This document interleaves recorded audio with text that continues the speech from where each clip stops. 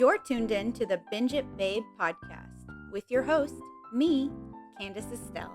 All right, babes, let's get binging. Hey, hi, hello, and how are you, babes? What is that, the Death March? Yeah, I think that's the Death March. Okay. Hey, hi, hello, how are you, babes? It is the 8th of October. It is nippy. I've got the sweater. I've got the cuppy. I've got the microphone. It is pink because I like pink, if you cannot tell. And we are discussing Babysitter, Killer Queen, which is the sequel to the movie we discussed yesterday, which was Babysitter.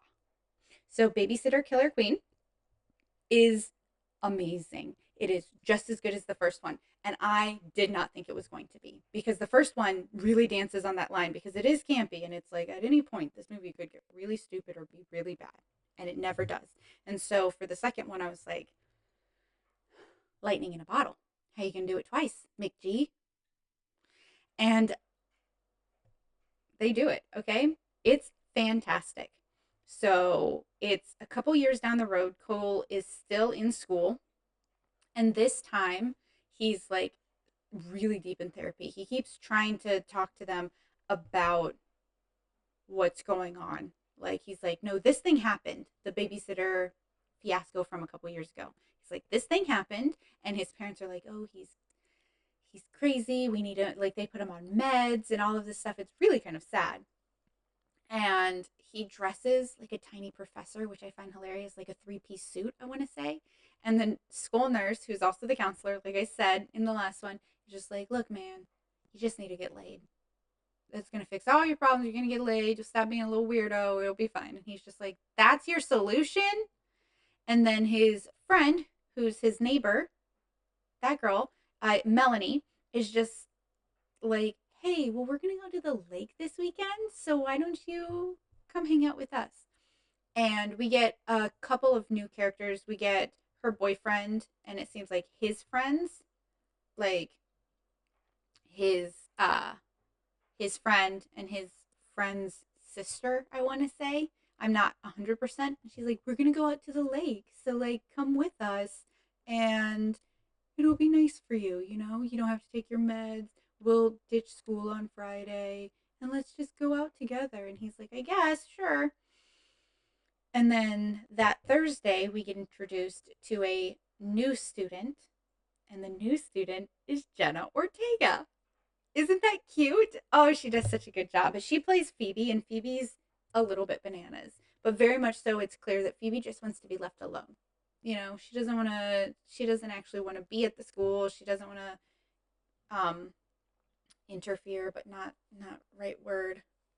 She's not interested in, like, making friends or anything. She's just there to be there, and she's an orphan, so she's, you know, she wants to be left alone, basically. She has a very funny opening line, and it just cracks me up.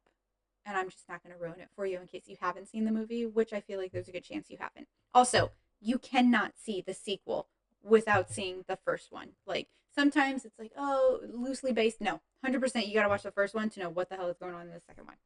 Because in the second one, Melanie takes him out to the lake, and his parents are really nervous because they're looking for him. They were going to pull him out of school that day and take him to a mental institution because they're like, I guess it's time. And it doesn't, like, that's kind of why he was like, I'm going to go to the lake, because he saw the brochure and figures it out. And he's like, fine, I'll just go to the lake instead. I'm not going to a mental institution. I am not crazy. Melanie does appear in parts of the first movie, so she does kind of know what's going on. And Cole's always like, you knew what happened, Melanie. And she's like, I know what you told me.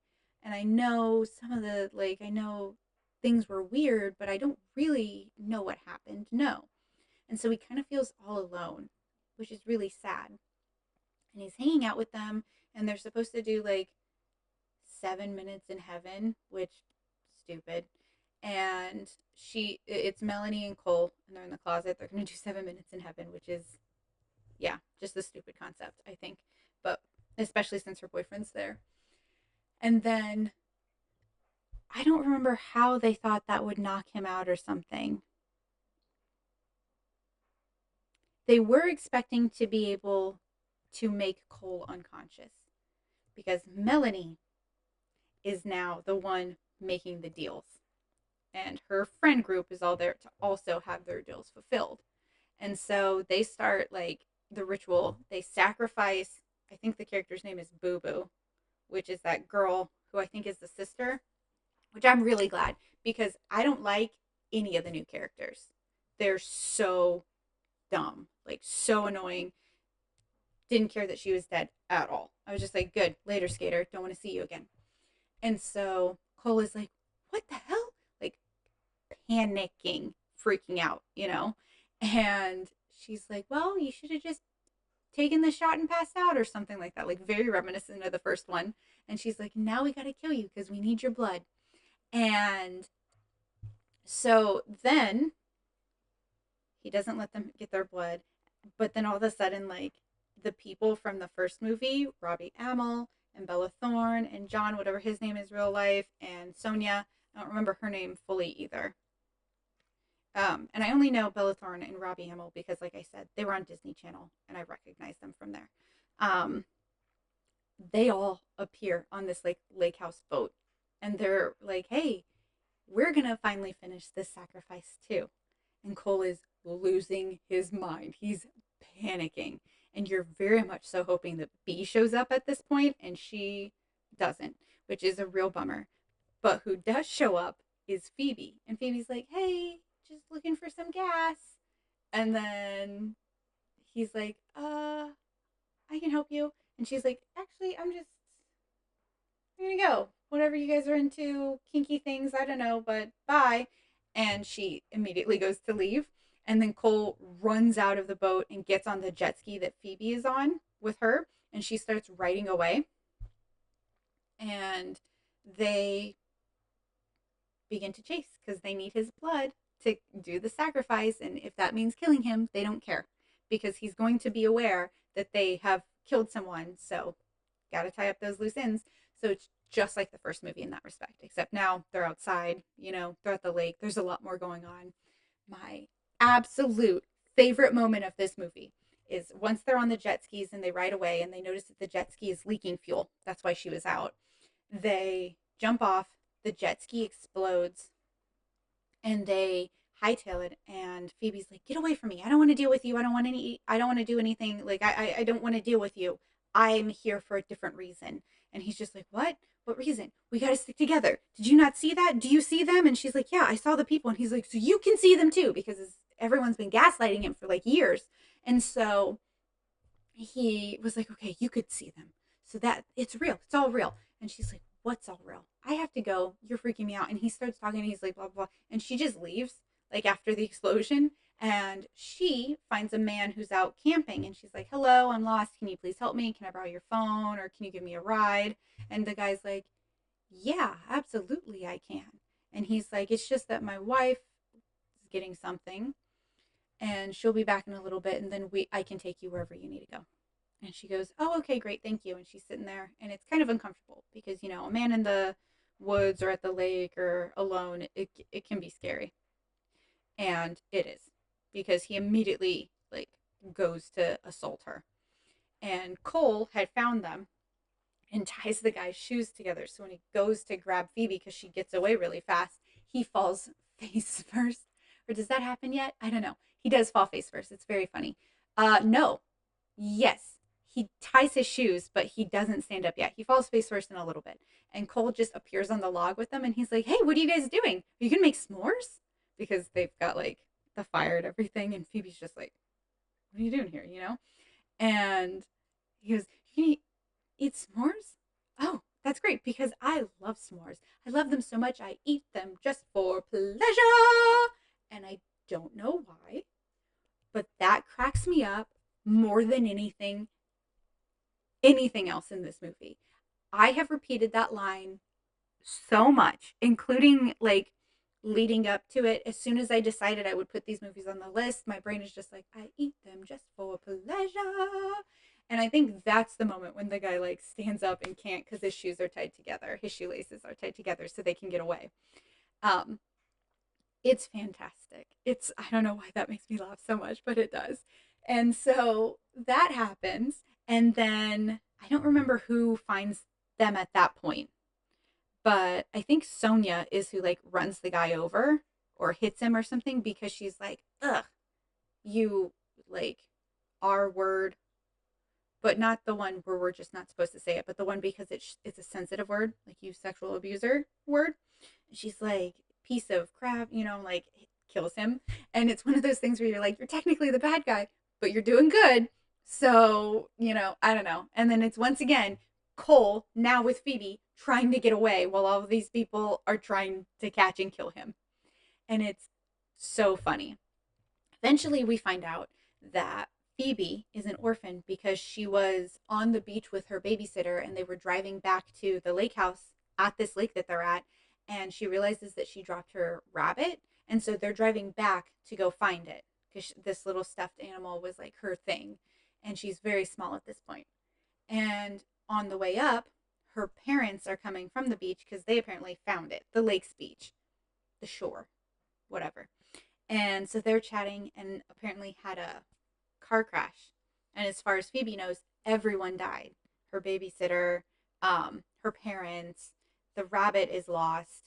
So she's the sole survivor and she has a lot of guilt with that. And this is her first time back in this area and going to the lake since that happened. And you're kind of thinking, why would you do that?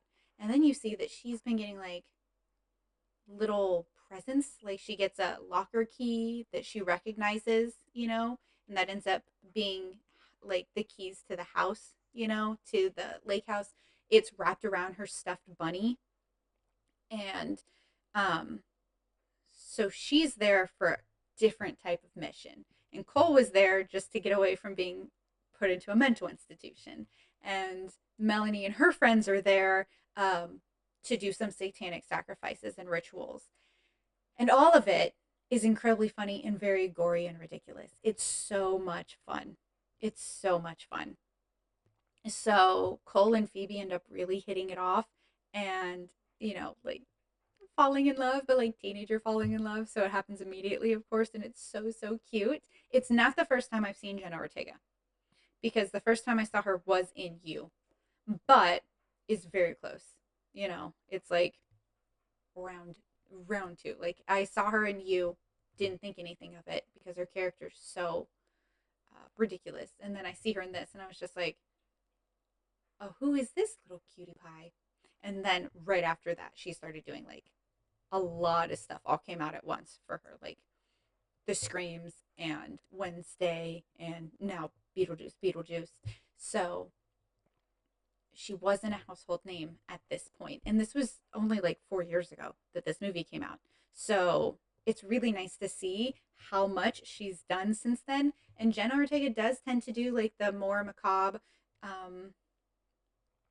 work, like the Beetlejuices and the Wednesdays. And I love it. If that's what she loves, if she doesn't want to be pigeonholed in there, I get that. But I love that she's doing that. And she does a really good job. She's the only addition to the movie where I'm like very happy with them. Spoiler alert, all of those new friends that show up, the three that are trying to do the sacrifice, like not Melanie, but like her boyfriend and the siblings, they all do die, which is wonderful because they were so freaking annoying and like ridiculous.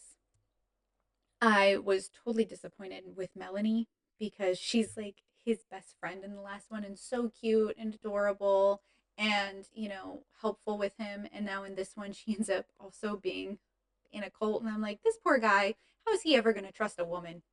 How is he ever going to be able to trust a woman again? And then on the other hand, you have Cole's parents trying to find him. Mostly his dad, because his mom is like staying home in case he shows up. So his dad's going out to the lake to find him, and he does show up at one point, and he does see some of the stuff happening, and he's like, "Oh my gosh, you were never lying to us." And Cole is just like, "Nope, I never was." And I think that's really nice to know because like it's a little heartbreaking because we all know what happened, but you know, it's a lot of fun. It has a really nice conclusion. I don't think there could be a third one because that really wouldn't make sense. Um, but oh god, it's such a blast. I want to tell you everything that happens, but like I said with the last one and with this one, I don't feel like enough people have seen this. So I feel like telling you what's going on with this is, it's more possible to spoil it, because if you haven't heard about it, then you haven't had the chance to watch it. A lot of the things I talk about, like you know about it, right? You already are aware of it. So when I talk about it, I've not spoiled a damn thing for you, because you're like, yeah, I've heard about it. These, I'm worried you haven't even heard about them, right? So like, go watch them. Go watch them, go enjoy them, go laugh really hard, and go eat some s'mores just for pleasure. Bye, babes.